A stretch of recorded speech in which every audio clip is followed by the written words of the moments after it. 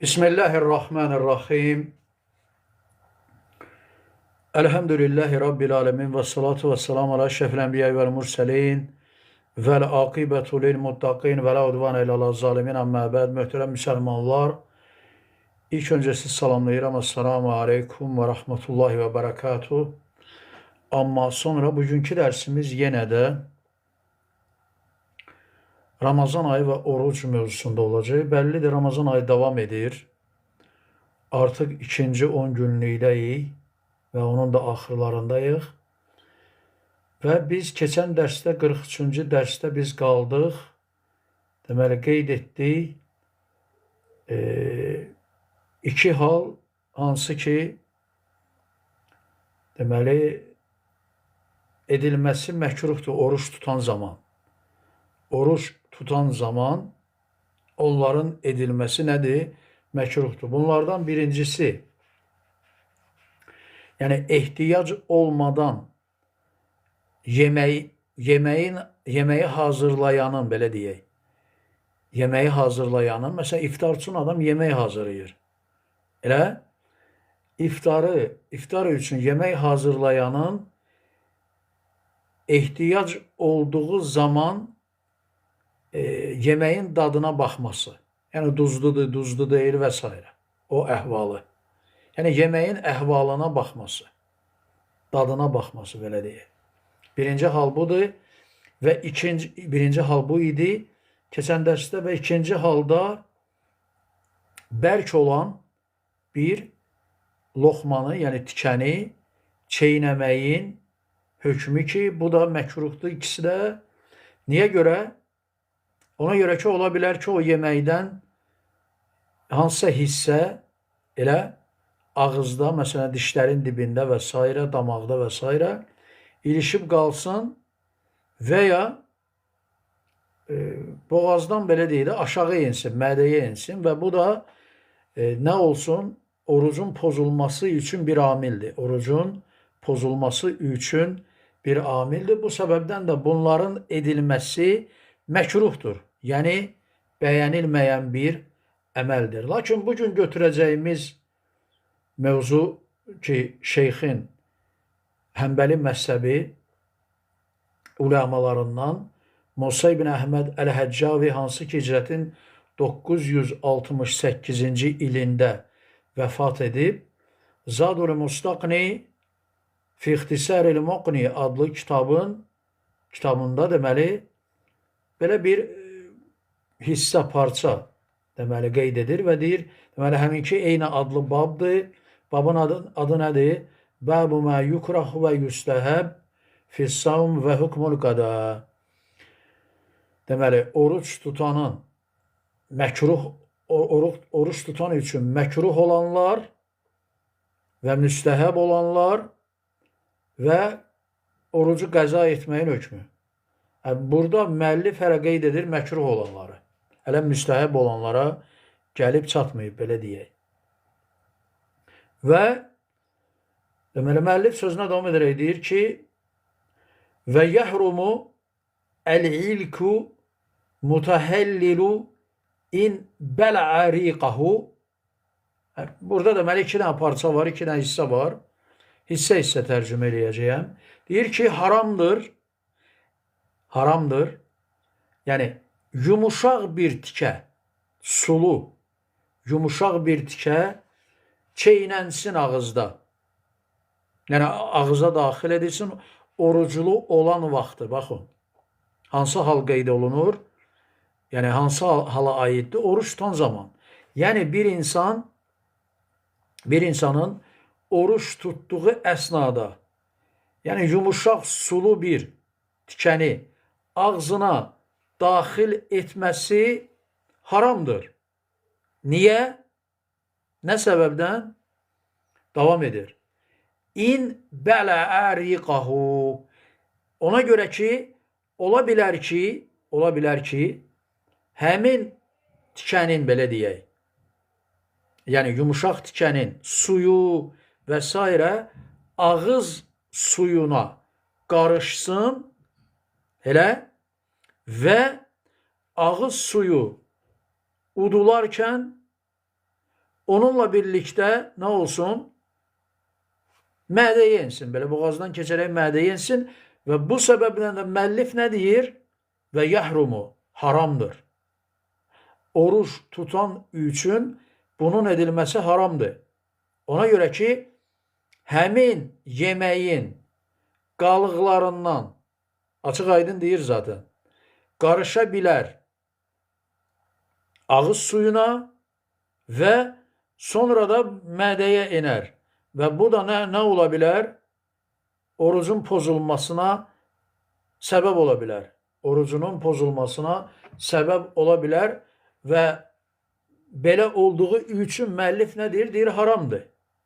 Və sonra ikinci hissəsini deyir və deyir ki, və tukrahu el-qubletu limən tuharriku şəhvətəhu. Və deyir ki, məkruhdur öpüşməsi, yəni zövcəsi ilə öpüşməsi, yəni oruc əsnasında. Oruc əsnasında yoldaşı ilə, həyat yoldaşı ilə öpüşməsi məkruhdur. Xüsusən də, amma burada 2 dənə hal var. Və bəzi alimlər 3 də deyir ki, onu toxunacaq, bu şərh edəcək bu məsələlərə. Nə deyir? Deyir ki, məkruhdur öpüşməsi zövcəsi ilə, qadını ilə, xüsusən də əgər şəhvəti hərəkətlidirsə. Yəni, çox şəhvəti varsa adamın. Yəni, burada da qəsd olan kimlərdir? Xüsusən cavan adamlardır. Yəni, cavan adamlar şəhvətləri, belə deyə də, hərəkətli olur. Bunu etməsi məkruhdur. Niyə görə? Səbəb nədir? Ola bilər ki, orucu neynəsin? Pozulsun. Yəni, zövcəsi ilə öpüşər, elə, və bu da deməli, cinsiyyət üzündən məninin çıxmasına səbəb ola bilər və bu da nədir? Bu da orucu pozan amillərdəndir. Elə, orucu pozan amillərdəndir. Bu səbəbdən də bu 2 əməlin edilməsi caiz deyil. Yəni, haramdır biri. Baxın, biri barədə haram dedi, biri barədə məkruh dedi müəllif. Yəni, burada da hökm qəsd edilir. Yəni, hökm olaraq birinci deməli, əməlin halı daha şiddətli haldır. Niyə görə? Çünki o halda orucun pozulması daha olasılığı daha çoxdur, daha güclüdür. Bu səbəbdən də onun edilməsi haram edilir. Yəni, və ya haram edildiyini deyir müəllif. Amma ikinci hal elə bu ola da bilər, olmaya da bilər. Yəni, adam məsələn oruclu zamanı, oruç tutduğu zaman əgər zövcəsi ilə öpüşərsə, elə, ola bilər şəhvəti hərəkətlənsin və cinsiyyət orqanından bir şeylər çıxsın, məni çıxsın və dəstəmazı nə olsun, pozulsun. Ola bilər, olmasın. Yəni, buna görə də ikinci hal üçün müəllif haram demir. Niyə görə? Sual. Ona görə ki, yəni pozulması ehtimalı pozulmaması ehtimalından çox deyil. Ola bilər pozular, ola bilər pozulmaz. Yəni, insandan insana necə deyərlər, adamdan adama fərq var. Ona görə də ikinci hal üçün müəllif deyir ki, məkruhdur, birinci hal üçün isə deyir ki, haramdır. İndi keçirik müəllifin bu sözlərinin şərhinə. Deməli, müəllif nə deyir? Müəllif deyir ki, bəs birinci cümlədə deyir ki, və yəhrumul ilku mutahəllilu in bələ əriqahu. Deyir ki, nəm olan, sulu olan bir loxmanı, bir tikəni elə ağıza daxil etmək haramdır. Xüsusən də əgər onun suyu ağız suyuna qarışıb udularsa, yəni belə bir ehtimal olarsa, o zaman onun hökmü nədir? Haramdır. Onun hökmü nədir? Haramdır. Olmaz bunu etmək. Oruç tutan bir şəxs elə oruç tutduğu əsnada ağzına hər hansı bir loxma tikə qoya bilməz, qoymamalıdır yəni. İstər o bərk olsun, istər yumuşaq olsun. Niyə? Ona görə ki, orucu pozula bilər.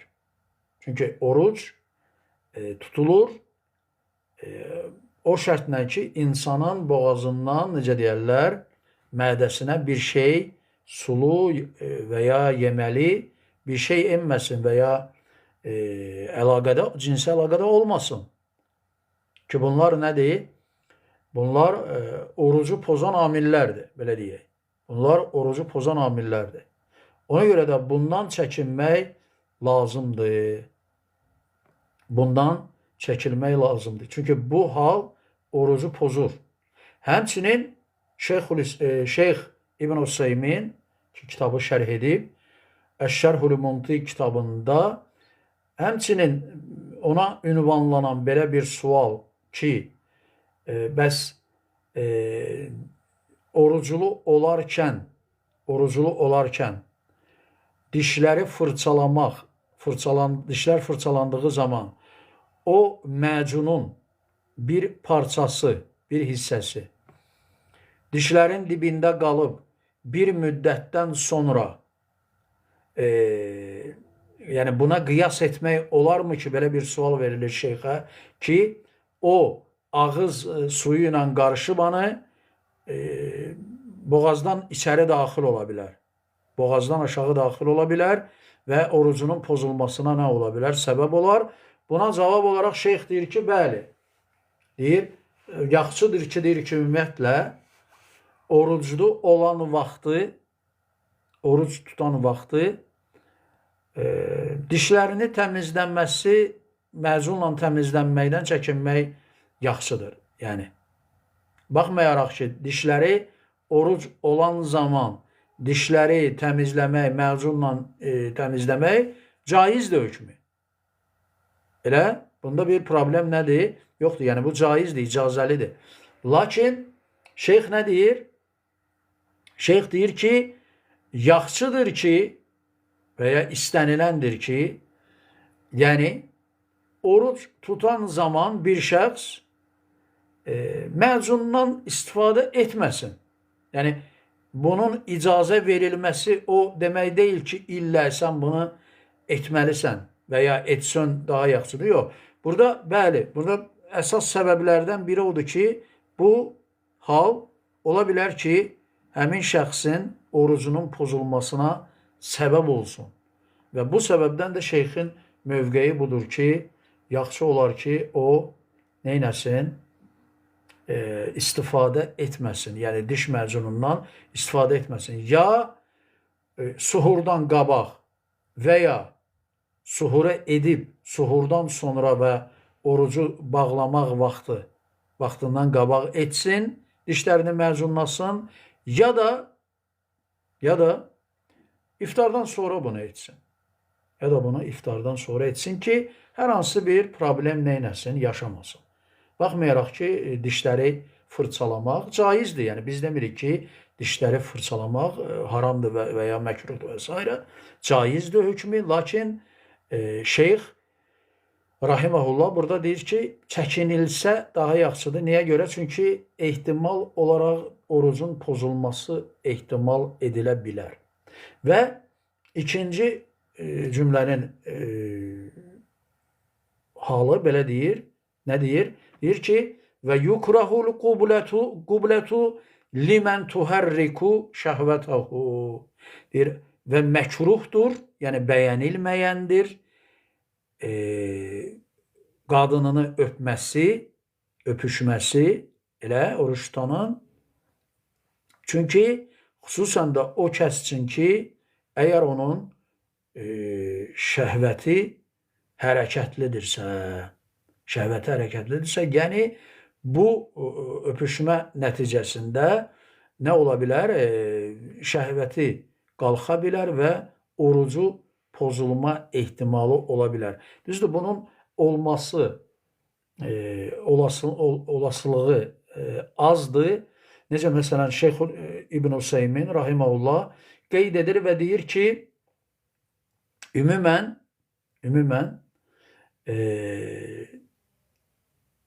yəni oruclu ola öpüşənin 3 dənə halı var. Birincisi, hansı ki mütləq olaraq əməl edilməsi caizdir. Bu məsələn, körpə evladı, uşağı öpmək, bunda heç bir problem yoxdur. Və ya səfərdən dönən bir şəxsi öpmək və ya uzun müddət görmədiyin bir şəxs ilə qarşılaşdığın zaman onu öpmək və s. Bu mütləq olaraq caizdir. Çünki bu halda, yəni bu öpüşmə halında şəhvətin hər hansı bir hərəkətlilik halı müşahidə edilmir, belə deyək. Mümkün də deyil olsun. İkinci hal,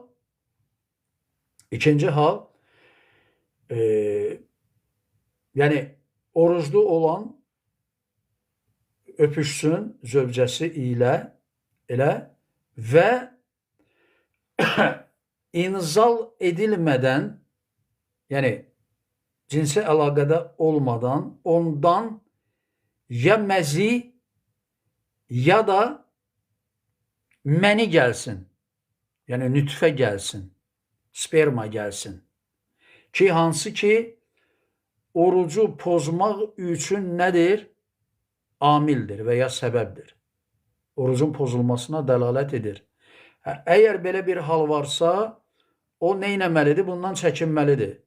Belə bir şəxs, yəni bu xüsusən cavanlara aiddir. Çünki bəllidir ki, insan, yəni yaşlı insanlar yaşlaşdıqca, elə məsələn 45-50 yaşdan sonra insanların şəhvətində bir azalma müşahidə edilir, belə deyək.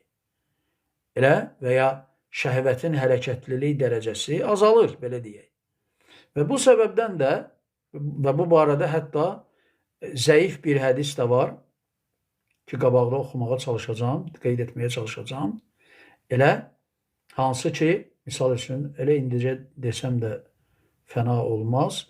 Deməli, Allah Rəsulundan rəvayət edilmişdir ki, Əbu Hureyrədən varid olub hədis, Əbu Davud və başqaları rəvayət etmişlər. Deyilir ki, Səələhu rəculun ənil qubləti fəəzinə ləhu və səələhu əxər fələm yu'zən ləhu. Deyir ki, hədisdə görün nə deyilir? Deməli deyir, bir nəfər adam, kişi gəldi və öpüşmək, oruclu olanın öpüşməsi barədə sual verdi. Allah Rəsulu ona izin verdi. Amma bir müddətdən sonra başqa bir adam gəldi, eyni sualı verdi. Lakin Allah Rəsulu ona izin vermədi. Baxın, birinə izin verdi, birinə izin vermədi. Eyni hal, eyni əməl üçün.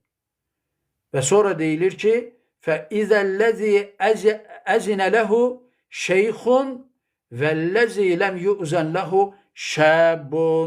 Sonra deyilir ki, rəvayətdə icazə verdiyi şəxs yaşlıydı, yəni qoca biri idi, yaşlı birisi idi. Lakin icazə vermədiyi şəxs cavan oğlan idi, cavan idi. Yəni burada bir ziddiyyət varmı? Yoxdur. Nədən belədir? Çünki əlbəttə ki, dediyimiz kimi, bayaqki qayda cavanlarda şəhvətin hərəkətlilik həddi nə olur? Yüksək olduğu üçün Allah Rəsulu ona izin vermir.